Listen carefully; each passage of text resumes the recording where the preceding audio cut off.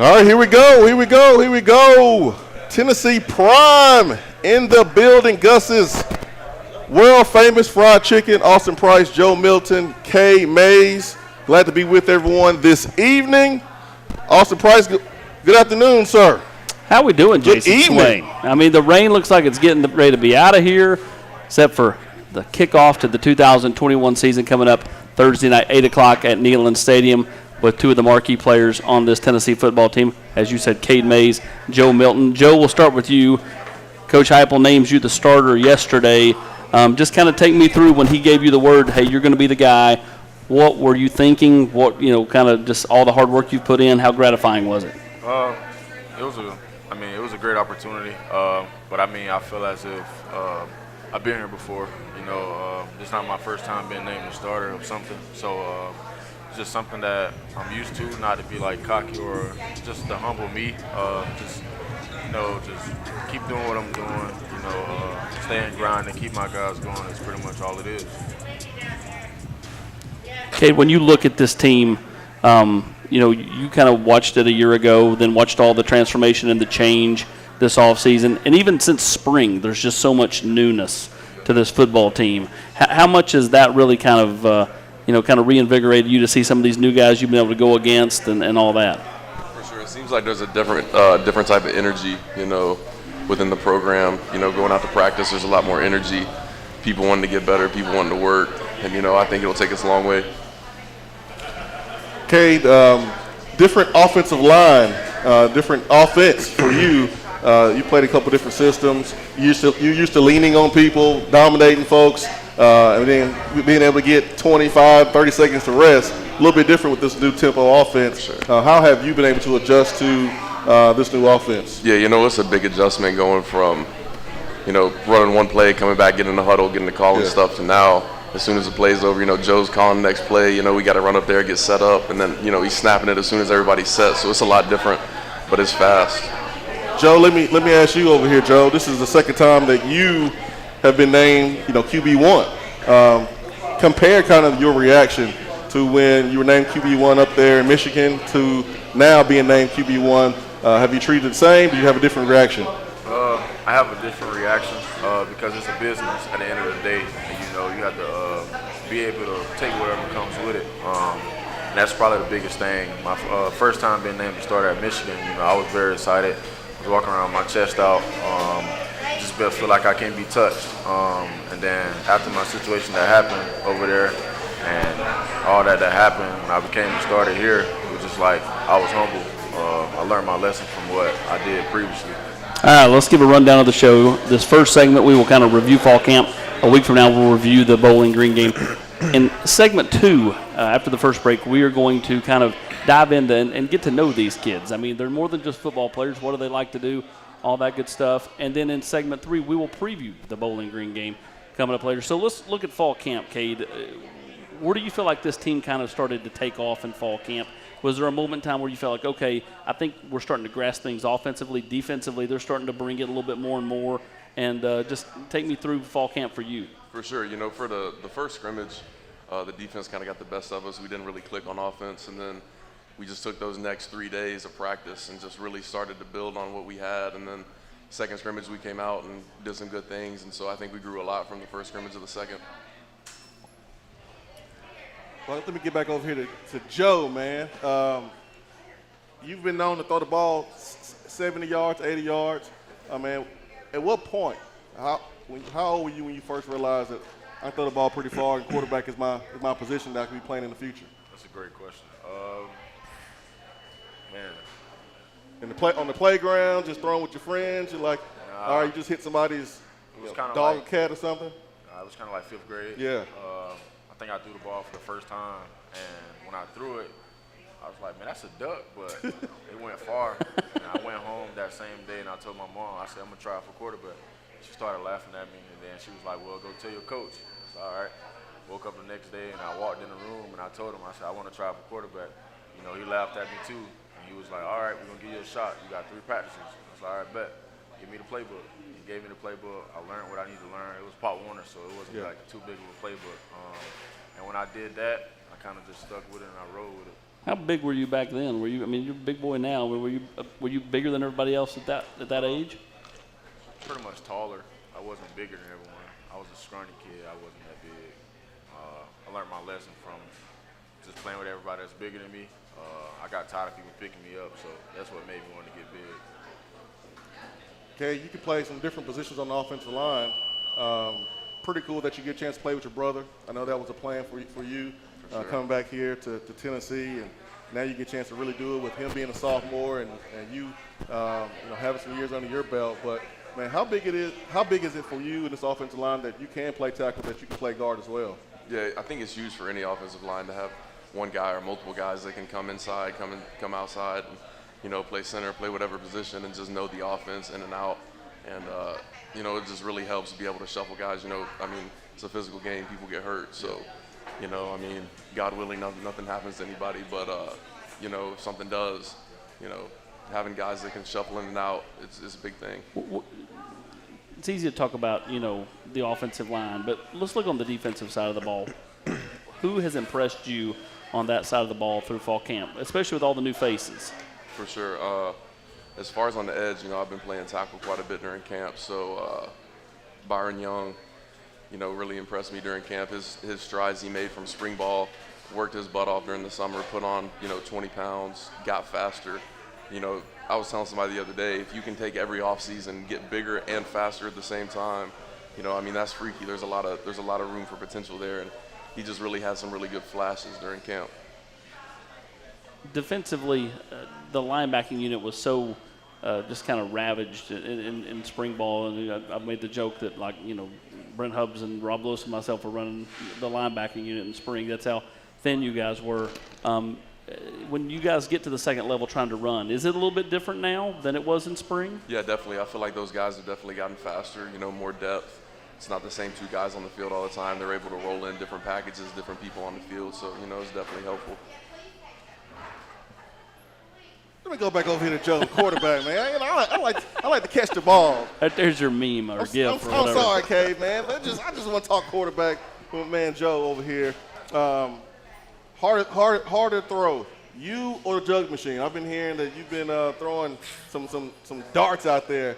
How long did it take for your receivers to get used to your style of throwing? I played with a couple different quarterbacks.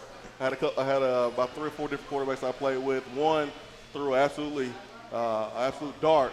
How long did it take for your receivers to get used to you when you first arrived on campus? First, let's clear something up. Okay. I really don't be throwing the ball hard. You don't? Nah. It just come off my hand. It must like be the that. video or something, man. I don't know. It just come off my hand like that. It look So pretty. it's natural. It look pretty. I ain't gonna lie. Not to be cocky, but it's just natural. But nah, that zip has just always been there. Yeah. I don't know where it came from, but it's just always been there. I thank the Lord for that. But I definitely throw harder than a jug machine. So when you looking at the NFL, sorry, Austin, when you looking at the NFL and you seeing how the game is changing, like who are some guys that you kind of patting your game after? You say, okay, I like his game, I'm gonna put that in my toolbox. Okay, I like his game, I want to put that in my toolbox. Who are some guys at the quarterback position that you watch for him and you kind of want to, add some of their game to your game? I know people gonna hate me for this. I really don't care. It's my opinion. But I kind of model my game after 3 people. Mm-hmm. First, Cam Newton, my favorite quarterback. Pat Mahomes and Aaron Rodgers. Hey, man, I don't think anybody's going to hate you for those 3 three. great quarterbacks right there. I mean, people gonna say why I ain't choose Tom Brady, but Cam Newton, my dude, man. Yeah. So. So, toughest part of making the transition from Michigan to Tennessee has been what? I mean, you weren't here in the spring, so you had to hit the kind of ground running. When you were sitting there in April and May, was it just kind of pouring over the playbook over and over and over again? It was, but it wasn't. To me, it was more get my teammates to understand who I am as a person and how do I do things and how do I just go about my days. The playbook was after my freshman year of college. Playbooks wasn't hard for me, so that was the least of my worries. It was just getting my teammates to understand and buy into what I'm saying. How important is it, because the quarterback's only one of you play, whereas Cade's got 5 guys around him, to keep the continuity in that room? Because once they pick a starter, the other 2 guys are understandably going to be disappointed. So how important is it to to look at Harrison, to look at Hendon, and go, I need you to stay in it with me. You never know. I need you to stay in it with me. I mean, you know what I'm saying? Yeah, it's very important. But those guys haven't dropped their head. They push me just like I push them every day. No matter what it is, we always help each other. Criticizing not one of our things in our quarterback room. We push each other to be great. Kay, give us some things with this new staff that you have really noticed at the very beginning that really stands out to you. You're a guy that was recruited by so many schools around the country. I mean, from West Coast to the East Coast, you were a five-star prospect. So you talked to a lot of coaches, a lot of head coaches, a lot of offensive line coaches. Obviously, you were at Georgia, transferred here. Pruitt and company were here, and then now you have a new staff. So you've been around a lot of different staffs. Give us some things that kind of stood out for you once Heupel and company arrived here in Knoxville. For sure. One thing that really stood out to me is they love ball. Yeah. Like every single coach, they love ball. They love studying it, love teaching it, and they teach it in a way where it's easy to understand, and they get their point across, and they just love what they do, and they bring a lot of energy, a lot of passion every single day, and it's easy to buy into guys like that just love what they do and love being around the people that they're with. Coach Ellerby's a guy that is your third O-line coach. You had Sam Pittman, then you had last year with Coach Friend, now Coach Ellerby. Take me through that relationship, because every time there's constant change. So how is he different, and how have you kind of related to him? For sure, Coach Ellerby's just he's an O-line guy. He's hilarious, and he doesn't really mean to be. He's just like one of those funny people that doesn't mean to be. It's like an awkward funny, but it's hilarious. Like, love Coach Ellerby to death. Just brings energy every single day, pushes us to be better, sets a high standard. Wants us to beat that standard. So same thing with you. I mean, multiple quarterbacks coaches. Coach Hall's he's a younger guy, but an energy type guy. How have you related well to Coach Hall's? He's a great dude. They're smart. He's definitely smart. And I just feel like he does everything as well to get us going. Make sure we understand what's going on for today and for on in the future. But as a coach and as a person, he's a great person, great coach. All right, let's take our first break. We'll come back. We're going to kind of get to know Joe Milton, Cade Mays, and kind of peel back the onion a little bit and see what they're like. Bite into that crispy crust with just the right amount of spicy, and you're going to taste the tender, juicy, succulent chicken that is Gus's world-famous fried chicken. A timeless Southern tradition that started over 60 years ago in Mason, Tennessee with a secret family recipe. Gus's has stood the test of time and spread throughout the world. It's not just famous, it's world-famous fried chicken at Gus's. Volquest.com has been the gold standard for Tennessee football coverage for over 20 years, led by an experienced staff with over 600 games covered amongst them. Speed, and then some more speed. Volquest takes you behind the scenes with features on coaches and players. For only $9.95 per month, find out why Volquest continues to set that standard.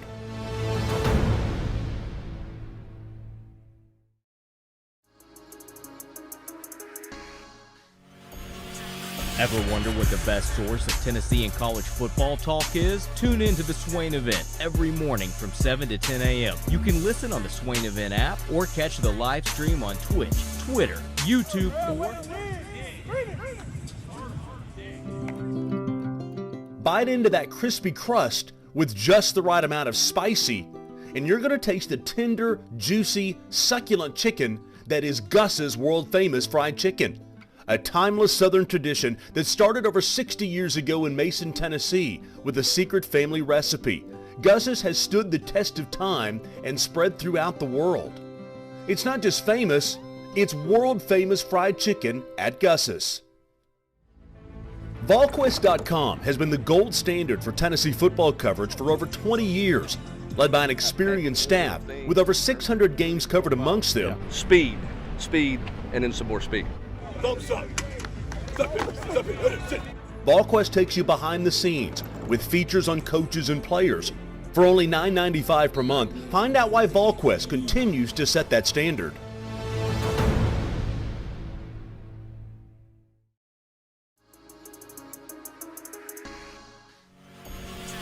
Ever wonder what the best source of Tennessee and college football talk is? Tune in to the Swain Event every morning from 7 to 10 a.m. You can listen on the Swain Event app or catch the live stream on Twitch, Twitter, YouTube, or Facebook Live. If you can't listen in real time, it's all good. Just click on the podcast icon in the app and listen at your convenience. Get all the information on the Vols all year long with the Swain Event. You will not find a better mix of big.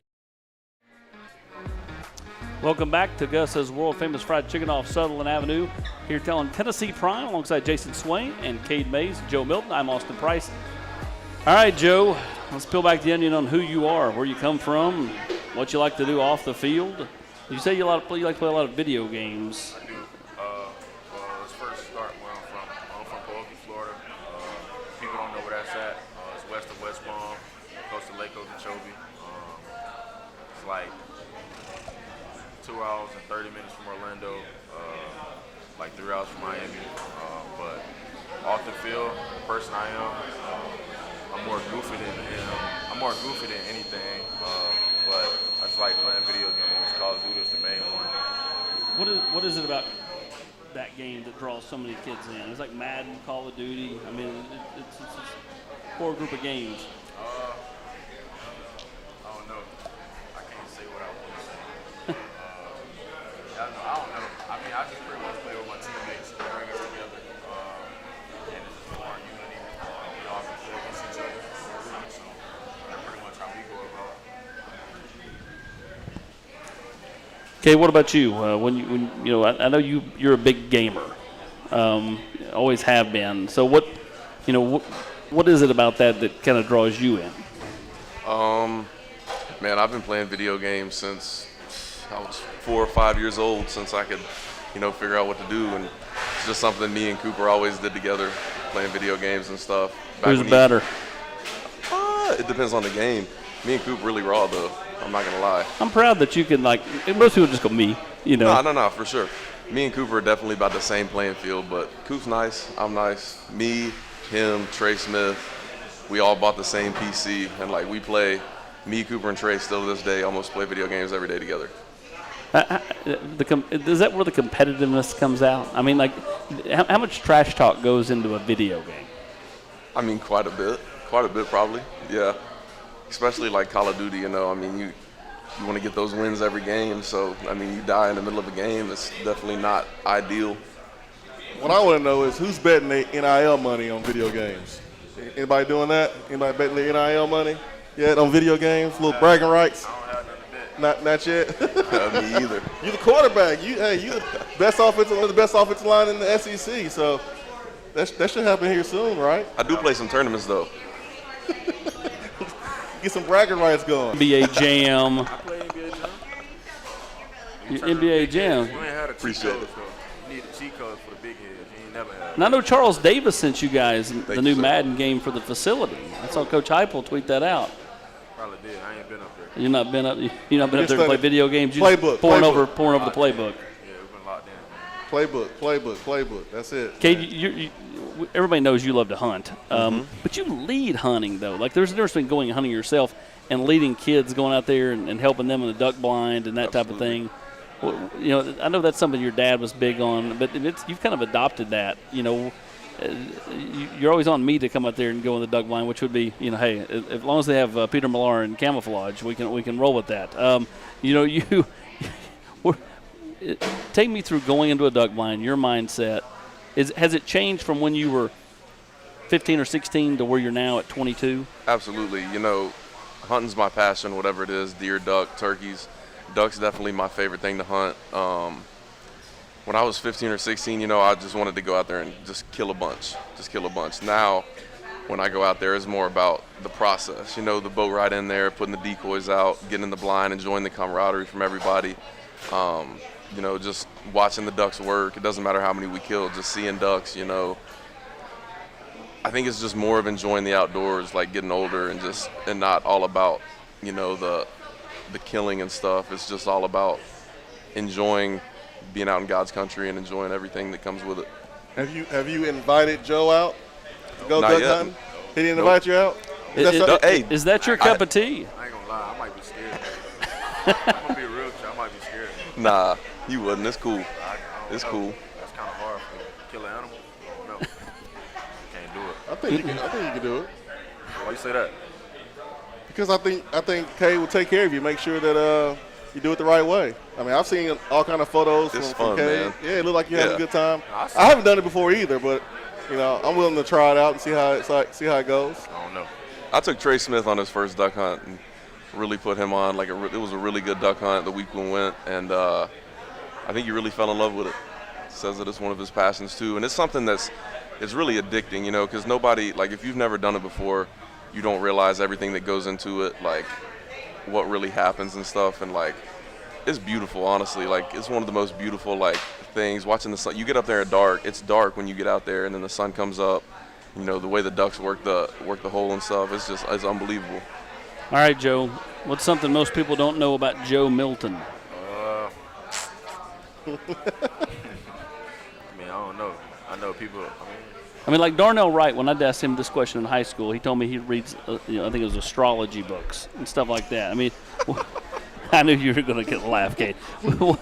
Is there something that, like, you enjoy that most people probably wouldn't imagine you would enjoy? I like doing backflips. That's one thing. Backflips. Yeah, Is that something that you're going to do after a touchdown or no because of penalties?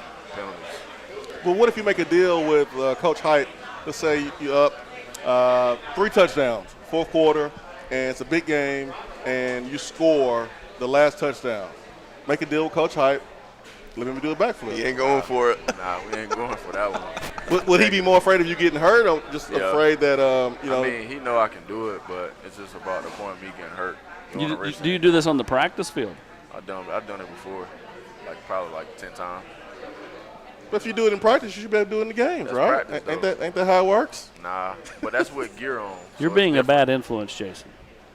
Listen, I'm trying to give the fans what they want. They want Joe Milton touchdown with a backflip against the Gators.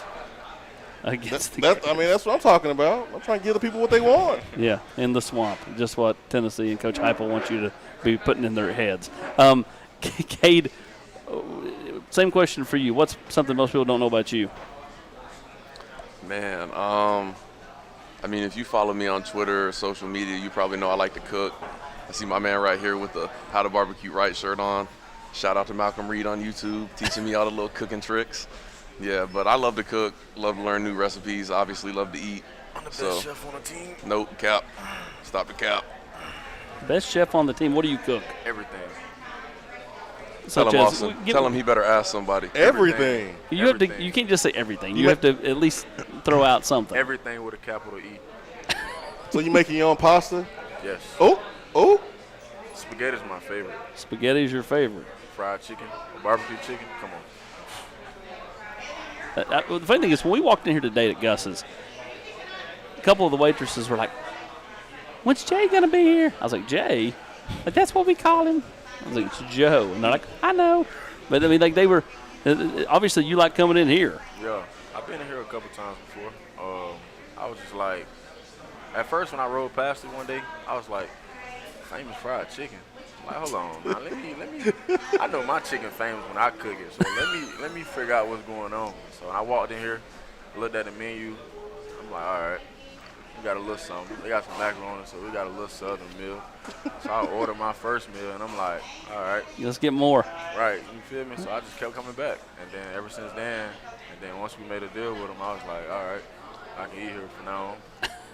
Usually cooks when they go eat like good places, and the recipe's really good. You're trying to figure out kind of how to do it yourself. Nah. Did you try to do that? Nah. No, you didn't. I make my macaroni my own way. I'm talking about the chicken.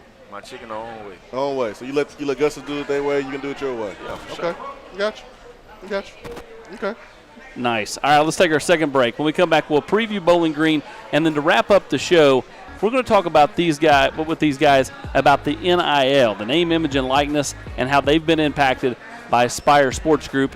With Joe Milton, Cade Mays, and Jason Swain, I'm Austin Price. You're watching Tennessee Prime.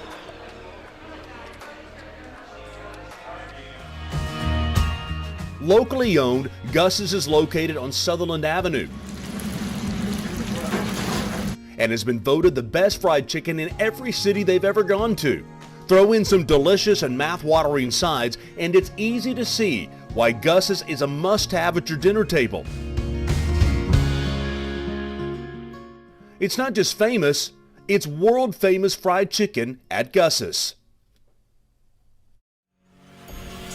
Ever wonder what the best source of Tennessee and college football talk is? Tune in to the Swain Event every morning from 7 to 10 a.m. You can listen on the Swain Event app or catch the live stream on Twitch, Twitter, YouTube, or Facebook Live. If you can't listen in real time, it's all good. Just click on the podcast icon in the app and listen at your convenience. Get all the information on the Vols all year long with the Swain Event. You will not find a better mix of Big Orange news and opinion anywhere else.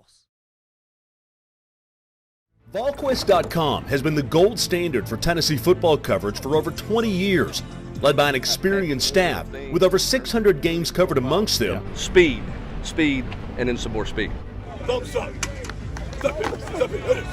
Volquest takes you behind the scenes with features on coaches and players. For only $9.95 per month, find out why Volquest continues to set that standard.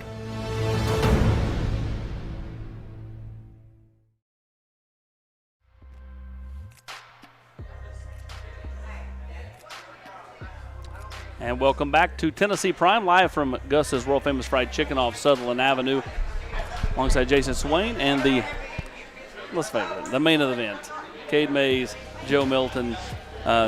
Joe, get the start inside Neyland Stadium coming up on Thursday night. Kind of take me through what you're going to be thinking when you run through the tee. I think you may be I could be wrong, but I think I'm right here. Will be the first person to ever start a game in the Big House and a game inside Neyland Stadium, two of the biggest venues in college football. Well, to be honest, I don't know what I'm going to be thinking. I know for sure I'm going to be crying, but actually I do know what I'm going to be thinking, like where to go. I've never been through it. I saw videos, but the videos I saw, they kind of went opposite ways. I know that's not how I go now, so that's probably my main thing. You'll come out and turn right. All right, turn right. Go to my sideline for sure. Turn right. Yeah. I just follow everybody else, man. That's the easy way to do it. Yeah, don't be first. How am I going to follow somebody from in front? Oh, you gonna be in the front? Yeah. There's always somebody in front of you. There'll be like cheerleaders. There'll be people in front. They'll be just follow them. The cheerleaders are in front of you. Listen, Hey, follow the flag. This is all you need to be. This is what you need to be thinking. Don't trip Don't trip on what? yourself. On everybody's legs. Don't trip on yourself. That's what you need to be thinking. It's kind of hard. Will you take time Don't to kind of trip. soak it in? I mean, it may be in pregame. Pre-game, yeah.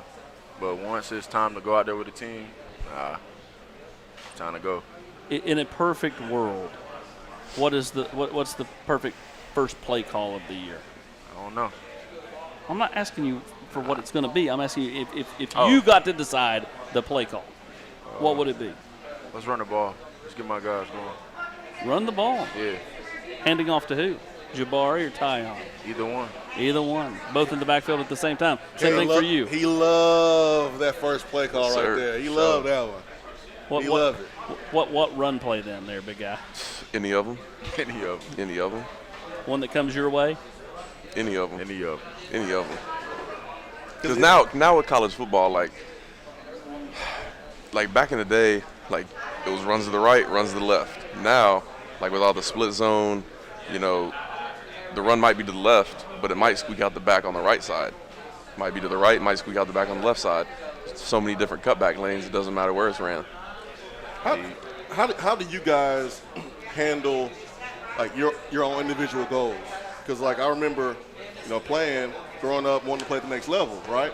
But you also want to win. You want to be one of the leaders on the team. You want to be able to help the team reach their team goals, but you have your own individual goals. So how do you guys manage your individual goals?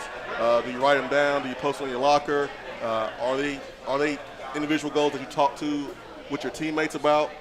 So how do you manage individual goals? I mean, I know you have a plan to play at the next level. I know you have a plan to play at the next level. How do you manage that by also making sure that the team eats as well? You want to go first? Yeah, I go first. Personally, I just think about it every day. Think about my own personal goals, and if I go out and do what I need to do to achieve my personal goals, I think it'll help the team achieve our goal as a team. So if you go out and play good enough, play hard enough, do your job, execute, then that's going to help the team. It'll also help your personal goals. So that's the way I attack it.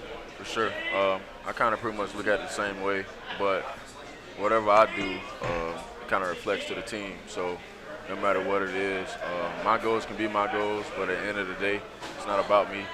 It's about the guys in front of me because they started off. It's also about the guys that's around me because without them, who am I? When you look at Bowling Green, obviously they've got a lot of new faces on their team. They had a lot of change in the offseason as well. When you've tried to prepare for them, what do they do that you guys will have to be really good at? Everything. You got to be good at everything. Not taking nobody for granted. That's the biggest thing. No matter who it is on the schedule, just got to play our best and do what we got to do. Do what we did in practice to make those plays execute the way they're supposed to, and then we just go on the field and do the same thing. What about you? Studying Bowling Green has been kind of hard because I think they only played 4 or 6 games last year, and then their season got canceled by COVID. Had a lot of people graduate, brought a lot of new people in, so a lot of people you can't see on film, who you're going to be playing against and stuff. So definitely studying a team for the first game is hard, but just like Joe said, just not overlooking anybody, going out and executing what we need to do, playing the best that we can, and then the rest will take care of itself. Have you schooled Joe on the ball walk? Have you talked to Joe about the ball walk? Give him any advice? The ball walk, I know last a year. little bit different. They'll be spaced out a little bit more. You won't be able to get as close with the fans. What you mean? But yes, it's way better. But still, better than last year. No, I know. There was no ball walk. Yeah, and better than Michigan. But did you? Hey, man. Hey, man, I'm Go Vols, I'm man. proud of my It is what it school, is. man. I'm proud of my school. But hey, man, did you get a chance to talk to Joe about the ball walk, man? What to expect? Some of the traditions here in Tennessee. No, I haven't talked to him about it yet, but I can talk to him about it right now. Talk to me. So it's going to be crazy. A lot of people, a lot of energy. Going to take that walk all the way down the hill, hook that left. And then where we park the buses to go in for the scrimmages and stuff, you'll take that hill all the way down the left, wrap around, go in that gate. There'll be people from the top of the hill all the way down to that gate. Well, that sounds like a long walk, boy. It is a long walk. Hey, you won't have to warm up for the game. You'll be already ready to go, man. That's the one you soak in. Yeah. Okay, for sure. Because it's before pregame, so before you really get real zoned in, you can kind of take a chance to smell the roses a bit. You talking about like how Cam did when he was at Auburn? Yeah, I mean. Yeah, like the Tiger Walk. Yeah. So, Yeah, but this is like 10 times bigger and better. But but it's like the Tiger Walk. for sure. It is 10 times bigger. The only thing I heard about a ball walk, you got to be clean. You got to be clean now. That's one thing about me. You got to be clean. You know what you're wearing. Yeah, I know what I'm wearing. It's in my car right now, matter of fact. All right, we'll save that as a surprise for the game. For sure. Cade, you a 3-piece suit guy, no? Not a 3-piece suit guy. I like my suit coat, though. Probably rock the little coat, maybe some khakis, dress pants. I don't know yet. Haven't decided. Haven't picked my shoes either, but definitely a suit coat. Orange tie? No. No? No, tie at I'm not all? a tie guy. Yeah, I didn't figure so. I'm not a tie guy. I'm more of, business casual. I don't like the tie. I still don't know how to tie a tie. Sorry, Mom, but I don't know how to tie a tie. It's all good. They got YouTube for that. Hey, that's exactly right. Yeah, they got YouTube for everything. Man. I've only been on like 2 occasions where you've had to tie a tie. And Just let somebody else tie it. yeah, 22 years and 2 occasions. It's not. If I get a job where I need a tie and stuff, then I'll learn how to do it. But on 2 occasions in 22 years, that's not. The odds are pretty slim there.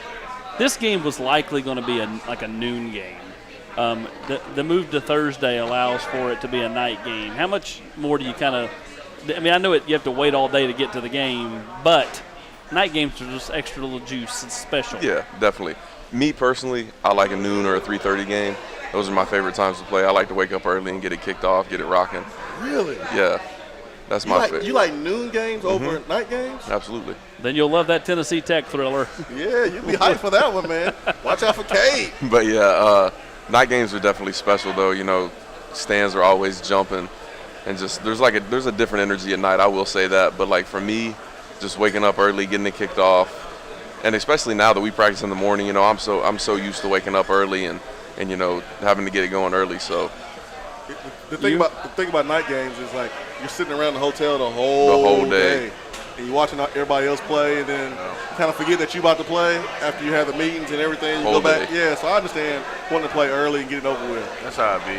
I don't know. Either or. Stepping on the field regardless. But I don't know. For some reason, I feel like it's God. My first game starting at Michigan was at night. And then when I first heard that our first game here is going to be at night, I just feel like that's God's calling. It's just another opportunity for us as a team, and for me to like bring the juice to my guys, the ones that they needed. I just feel like we're ready. Do you feel like you have a lot to prove? You know, transferring, because quarterback is the position everyone is looking at, right? I mean, Sure. you get all the credit when everything is going great, but you get all the blame when things are not going great. Do you feel like you have a lot to prove to yourself and to the critics, or if you have any? I don't know if you have any or not, but you know, just in general, do you feel like you have a lot to prove? To myself, yeah. Because I know what I'm capable of doing. But to people in this world, no. Yeah. I mean, people always gonna have their own opinion, even if you do good or bad. It don't matter what you do. But as a person, I know what happened last year. The coaches know what happened. Yeah. Players know what happened. But at the end of the day, it's all about what's next. Sure. You guys both transferred from a different school. I mean, I know you're different in certain ways, but there's similarities as well. Cade, when you look at Joe, how can you relate to what he's went through making that move from Michigan to Tennessee? Yeah, definitely. Just going to school somewhere and then picking up, going somewhere else, and it's a tough transition sometimes. And just learning a whole new system, being around a whole bunch of new faces, new program to buy into. It's definitely something respectable. All right, let's talk about name, image, and likeness. Spire Sports is partly responsible for this show tonight at Gus's famous World Fried Chicken. Just take me through, when all that happened July 1 and the phone started ringing, how different was the world for you guys? I wouldn't say it was too much different for me. It's definitely something cool. Opens a whole bunch of new opportunities and stuff for college athletes around the world, not only football players, but every single sport. And it's just, I think it's cool because, we spend so many hours, so much work, blood, sweat, and tears pouring into this game, and just being able to get, just a little something extra is definitely cool. And Spire Sports has definitely been helpful for me, helped me and Cooper put out a T-shirt with DW Designs on Kingston Pike, and it's done great so far, and I'm just very thankful for them. What about you, Joe? For that, hey, can I get one of those shirts too, by the way? Absolutely, man. Appreciate What size you wear? Large. Gotcha. Appreciate it. But I feel like July 1st. After that day, things have changed drastically. But for me, I feel like I don't know. I'm not the type of person that like gotta email people or go up to people and ask can I like promote their business. I'm kind of pretty much a laid-back guy, so like I kind of want people to come to me. But if they don't, they don't. If they do, they do. But I mean, it's an opportunity. But at the end of the day, I'm not really worried about it. I'm just worried about winning. That's why it's important that you have guys like Spire Sports Group that kind of does the work for you. Allow you guys to kind of focus on what's important. That's going to class, getting better, making plays. Because if you're not making plays, nobody gonna want you to promote that product anyways, right? That's what I'm saying. So yeah, that's why it's good to have good help like Spire Sports Group for sure. All right, I want you to talk about Cade for a minute. Talk about Cade. When you started seeing him in practice, because I'm not sure how much you saw of him in recruitment or at other points in his career, but when you started seeing him in practice, what impressed you about him? I wasn't getting touched. That's the biggest thing.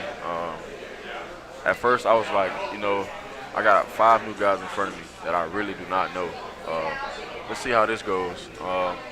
And then after like the first 2 days, I'm like, I got more time than I thought. But Cade, he's worked hard, smart guy, strong, for sure. But just real talented, and he's not letting his talent go to waste. And like I done seen several plays where I handed off the ball in practice, and I just see him straining for so long. And it's like, no matter what it is, like he's down for the team. And there's plays where he wanted to get out. He didn't tap his head, he didn't tap his chest, he kept going. Like there was also plays where he hurt himself, and he was just looking like, man, I don't care. Got back in. I looked at him, and like after that day, he just earned all my respect. I was like, I looked back, I saw Coach Heupel. Coach Heupel looked at him like, come on.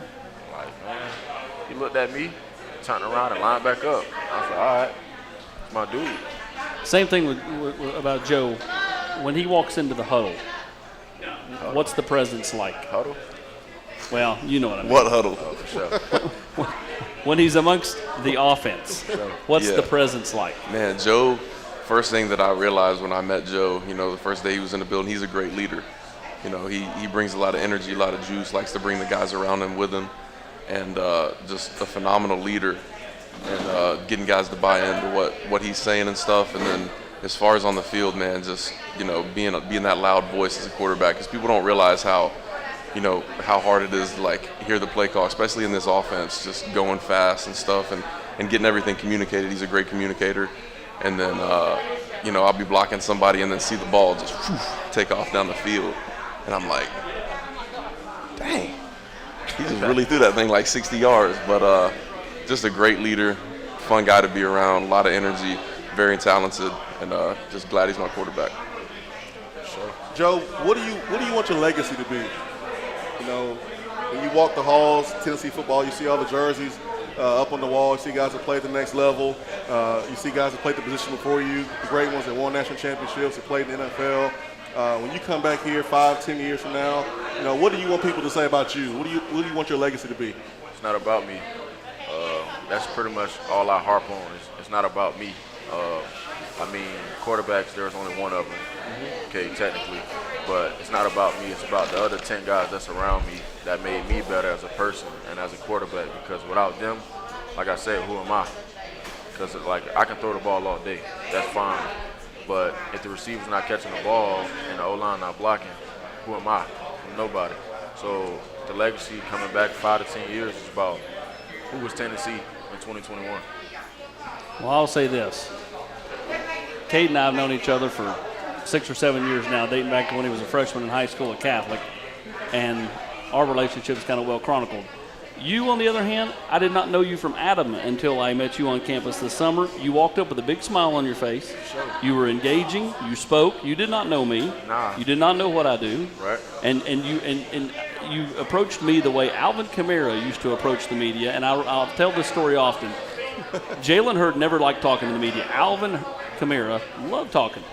I said, why are you the way you are, and why is he the way he is?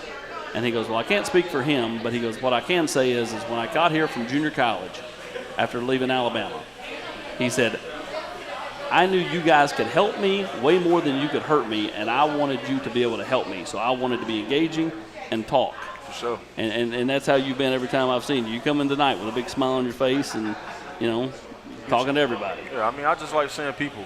I like seeing people smile. It's pretty much all I talk about is, I don't know, I just like seeing people happy. I don't like seeing people sad. I hate it when I'm sad. But just to see people sad is it's terrible. Because why be sad? You can be happy all day. Because you choose your own decisions. You make your own decisions. Be happy. No matter what it is, just be happy. Well, Joe and Kate are both about to be really happy because they're getting ready to eat here at Gus's, world famous fried chicken off Sutherland. That's the inaugural edition of Tennessee Prime. We'll be back next Tuesday night at 7 o'clock for Jason Swain, Cade Mays, and Joe Milton. I'm Austin Price. Thanks for watching.